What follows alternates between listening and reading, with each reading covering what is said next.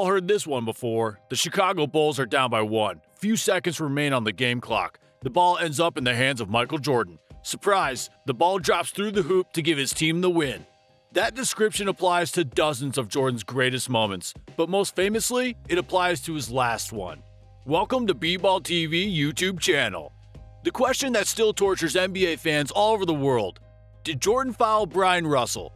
Make sure to watch till the end to find out. Who can answer the question better than Danny Crawford? He was there 20 years ago, Chicago Bulls vs. Utah Jazz, standing near the right baseline a few feet back from the action as part of the three-man officiating crew presiding over a game. The game remains unforgettable because of its importance in NBA history and the controversy that will never disappear. Ask him what it was to be on the court for Game 6 of the 1998 NBA Finals, when Jordan pushed aside Bryon Russell, rose up, and struck a pose for all eternity. Crawford admits that the environment wasn't for the faint of heart. The Bulls were crossing their final run as a dynasty. Jordan had been examined like never before, carrying the team in an unusually careless fashion, with Scottie Pippen injured for a big portion of the season. Chicago came in Salt Lake City with a 3-2 lead. However, the situation was tenuous, with Pippen still sustaining a lousy back. Avoiding a Game 7 was crucial, so Jordan pulled off a one-man furious rally in the last 42 seconds to set up what should have been the storybook closing to his legendary career.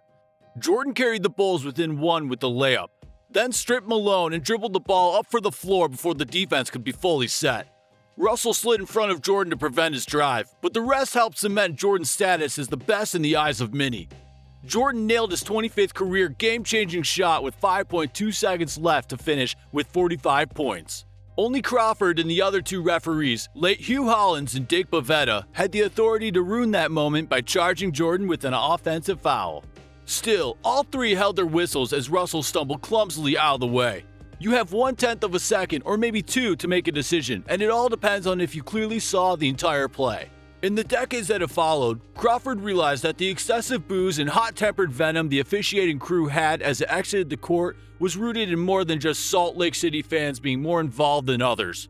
They felt wronged by the non-call, a non-call that continues to frustrate Russell even today. Crawford doesn't think that a mistake was made that night, only that the decision to hold the whistle was debatable. It's a questionable play, no matter what you say about it. You're cursed if you do, cursed if you don't. During his prime, Jordan was recognized by his peers and the fan bases of opposing teams to have an improper influence over referees.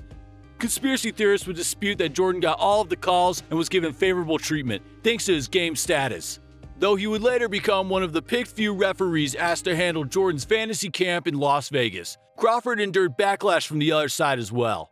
Every time I saw Michael, he just said, "That's the referee that never gave me any calls. He always believed that I screwed him. But that's just Mike, talking in his ambitious way. He never believed I gave him calls or that I was fair to him. Trust me." I answered, "Mike, I only gave you what you deserve. It would be my response to him." So that's quite a challenge to referee that. Get a pack of referees in a room and you'll get the exact answer.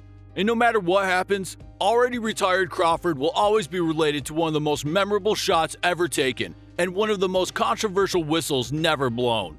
You can argue about it and nobody's right or wrong. If you get a group in the room and talk about it, you're going to have 50-50 on that play every time. But if you rewatch the game with your friends and relatives, you'll get a room full of people who are 100% sure that the game was legendary. What do you think? Did Jordan foul Bryon Russell at the end of the day? And how do you like our video? Let us know in the comment section below.